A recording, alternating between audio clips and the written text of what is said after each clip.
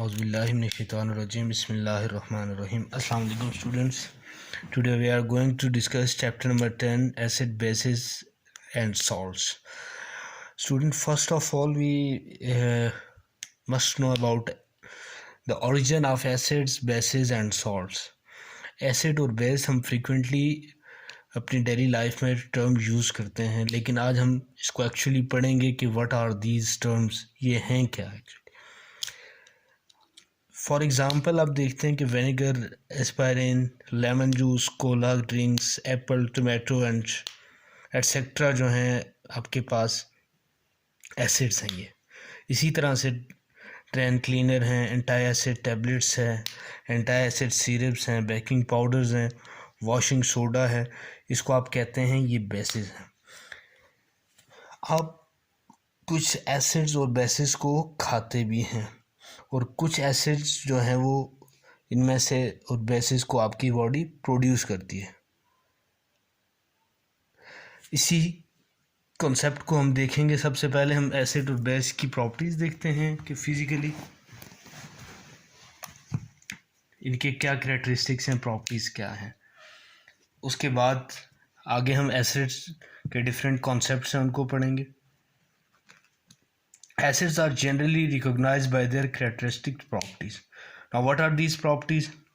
इन properties में हम सबसे पहले देखते हैं उसका टेस्ट, दूसरा लिटमस पेपर पर उसका क्या इफ़ेक्ट हो रहा है, ब्लू पर और रेड पर.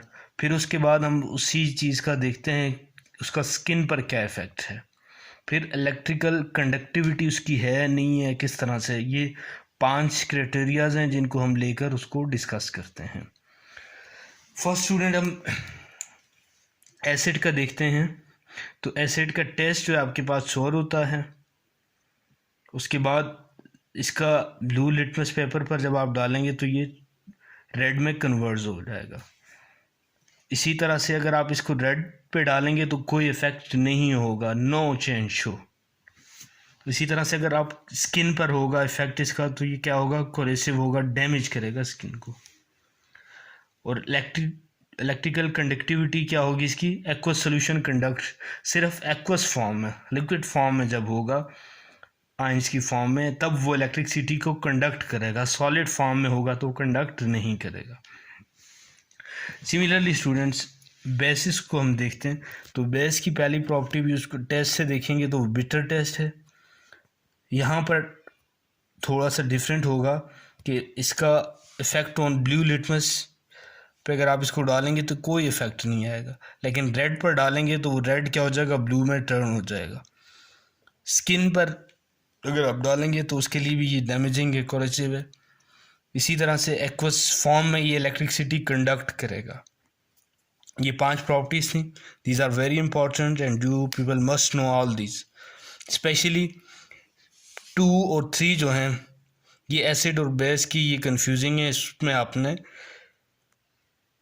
एहतियात करनी है कि जो एसिड होता है वो ब्लू लिटमस को रेड में कन्वर्ट कर देता है और बेस का इस पर कोई इफ़ेक्ट नहीं होता, और रेड लिटमस को बेस ब्लू में कन्वर्ट कर देता है लेकिन एसिड में उसका कोई इफ़ेक्ट नहीं होता.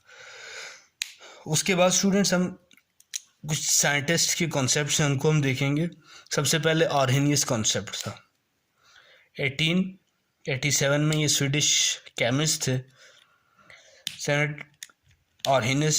इन्होंने एक थ्योरी प्रपोज की थी एसिड और बेस के लिए. According to Arrhenius, an acid is a substance that ionizes in water to produce hydrogen ion, and a base is substance that ionizes in water to produce hydroxide ion, OH ion, hydroxyl group. इसने कहा था कि कोई भी species acid होगी अगर वो water में डिज़ोल्व होने के बाद क्या करे, हाइड्रोजन आयन बनाए, और कोई भी स्पीशी जो है वो बेस होगी जो वाटर में आयनाइज होने के बाद OH आयंस बनाए. कुछ एग्जांपल कोड की गई थी. फॉर एग्जांपल हाइड्रोक्लोरिक एसिड, ये एक एसिड की एग्जांपल थी आपके पास, और ये बेस की. यहाँ पे देखें hydro HCl, this is hydrochloric acid.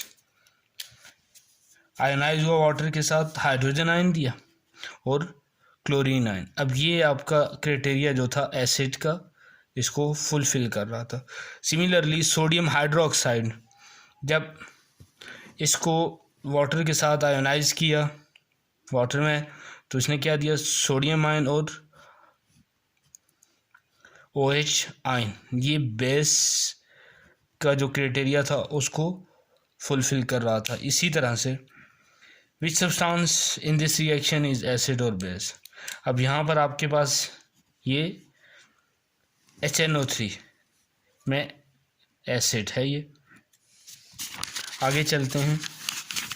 इसी तरह से ये डिफरेंट रिएक्शंस लिखे हुए हैं। H2SO4 को आप देख लें, KOH को देख लें, NH4OH को देख लें। यहाँ पर आप सिंपल आपने जो डेफिनेशन थी आर्हेनियस की, उस कॉन्सेप्ट को देखना है। वहाँ पर क्या बताया था आपको, जो हाइड्रोजन आयन प्रोड्यूस करे वो एसिड है, जो OH आयन प्रोड्यूस करे वो आपके पास बेस है। तो यहाँ पर आपने देख लेना है, ये बेसिस हैं, ये एसिड, और यहाँ पे ये भी देख लें, ये आपके पास एसिड आ गए। उसके बाद some common examples of acid and bases जो है वो आपको दी गई हैं। कुछ एसिड्स हैं आपके पास,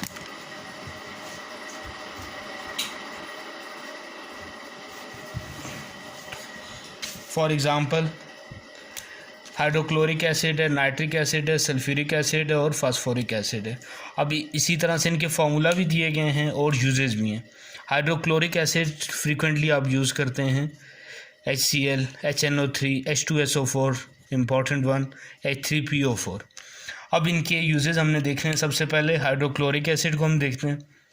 ये क्लीनिंग ऑफ मेटल में यूज़ होता है, bricks and removing of scales from boilers.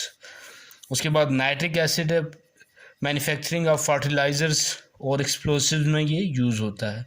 Sulphuric acid very important one, which is used in the manufacturing of chemicals, drugs, dyes, paints and explosives as well. Phosphoric acid, this is used in the manufacturing of fertilizers,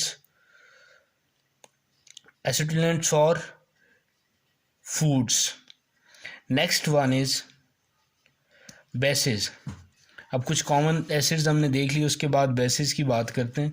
basis में students sodium hydroxide, potassium hydroxide, calcium hydroxide, magnesium hydroxides.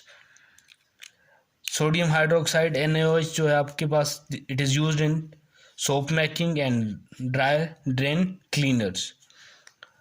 Potassium hydroxide is used in making liquid soap, shaving cream etcetera. Calcium hydroxide CaOH twice, it is used in making mortars, plasters, cements, etc.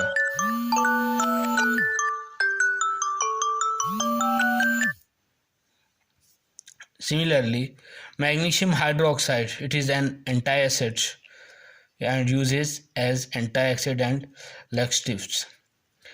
This is end of Arrhenius concept. Now students, the next theory is Bronsted-Lowry concept of acid and bases. But the question is कि अगर ये Arrhenius का जो acid और base को define करने का concept ठीक था, इट वाज राइट व्हेन, तो फिर ये दूसरा कॉन्सेप्ट क्यों आया? आर्हेनियस थ्योरी जो थी, सिर्फ यहाँ पर क्या एसिड और बेस को डिफाइन किया गया था H आयन और OH आयन पर। इसके अलावा उसने कुछ और इसकी एक्सप्लेनेशन नहीं दी थी कि इससे अलहदा अगर कोई चीज़ आ जाती है तो उसका आप क्या करेंगे। इसी बेस पर ब्रॉन्सन-लोरी ने इसको मॉडिफाई किया था और जो यहाँ पर कुछ कंपाउंड से like carbon dioxide, sulphur dioxide, उनका नहीं बताया गया था कि वो एसिड्स हैं या बेस हैं, तो उसके बारे में यहाँ पर ब्रीफली डिस्कशन हुई थी। Arrhenius theory has its limitation, it applies to only aqueous solution.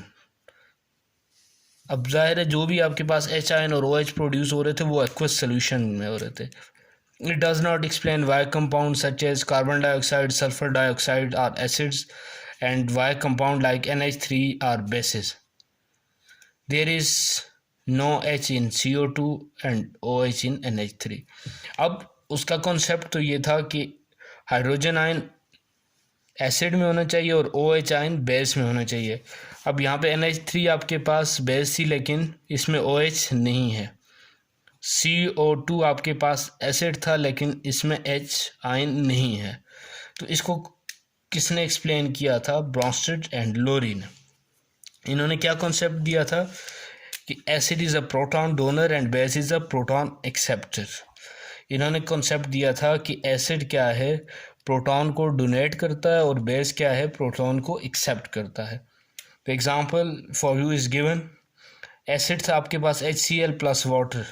Students, water की ये प्रॉपर्टी है कि वो एसिड के साथ एज अ बेस और बेस के साथ एज एन एसिड रिएक्ट करता है। यहाँ पर आपके पास HCl था, HCl के साथ वाटर ने एज अ बेस रिएक्ट किया है। Keep this in mind, water acid के साथ एज अ बेस रिएक्ट करता है और बेस के साथ एज एन एसिड। यहाँ पे एसिड के साथ एज एन बेस रिएक्ट किया।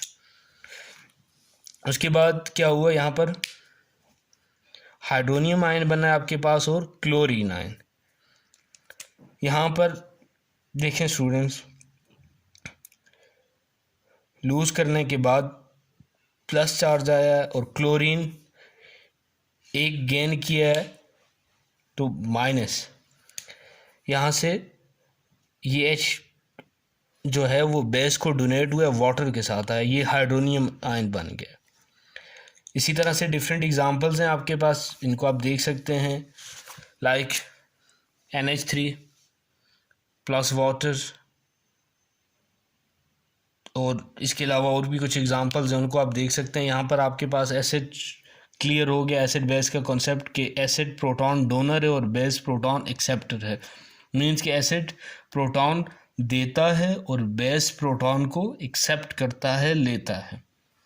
नाउ यहाँ पर 4 क्वेश्चंस आपके पास आए हैं इसी फर्स्ट अगर केस को हम देखते हैं। Which substance is donating proton, which substance is accepting proton, which substance is an acid and which substance is a base. ये आपके पास था। यहाँ से 4 क्वेश्चन अराइज हुए कि इसमें से कौन सा प्रोटॉन डोनेट कर रहा है, कौन सा एक्सेप्ट कर रहा है, कौन सा एसिड है और कौन सा बेस है। Where does the OH comes from in the ionization of bases such as ammonia। अब अमोनिया की आयनाइजेशन में कह रहा है कि OH आयन जो है ये कहाँ से आया। The Arrhenius theory is inadequate to answer this question. ये इसको आंसर नहीं कर सकती, but the Bronsted Lowry theory explain how ammonia act as a base in water। Ammonia is a gas at room temperature when it dissolve in water the following reaction। वहाँ पर जो आपने Arrhenius concept पढ़ा था वो कॉन्सेप्ट NH3 की nature को define करने या उसको एक्सप्लेन करने में नाकाम हुआ था, बट लोरी ब्रॉन्स्टेड कॉन्सेप्ट यहाँ पर आपको बता रहा है कि ये क्या है, एसिड है या बेस है। अमोनिया का क्या बताया कि ये रूम टेम्परेचर पर गैस है, जब ये वाटर में डिज़ोल्व होती है तो ये आपके पास रिएक्शन आता है NH3 plus water.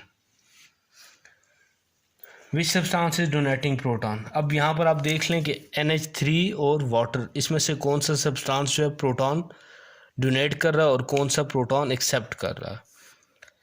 All the acids include in Arrhenius theory are also acids in the Bronsted Lowry theory. However all bases include in Bronsted-Lowry theory except OH are not Arrhenius bases। Consider about 2 examples। In one example, water molecule accept a proton।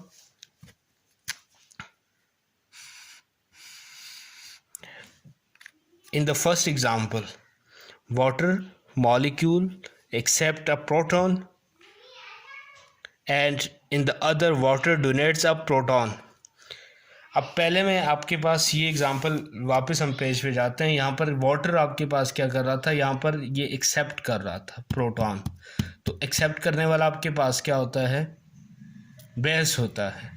Second case में आपके पास इसमें यहाँ आप देखिए, अगर second case में तो water यहाँ पर क्या कर रहा है, डोनेट कर रहा है, मींस के एसिड के साथ एज अ बेस और बेस के साथ एज एन एसिड रिएक्ट किया वाटर ने। This means water behave like as an acid as well as a base.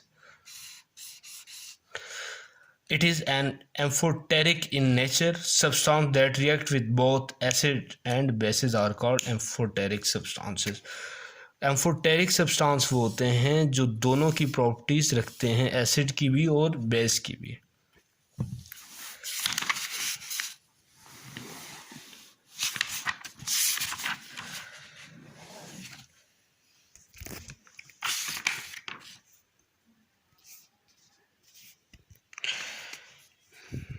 Okay, next examples हैं स्टूडेंट्स आपके पास 10.1 और इसको आपने सॉल्व करना है. 10.1 को नेक्स्ट लेक्चर में इंशाल्लाह हम आगे प्रोसीड करेंगे. Thank you.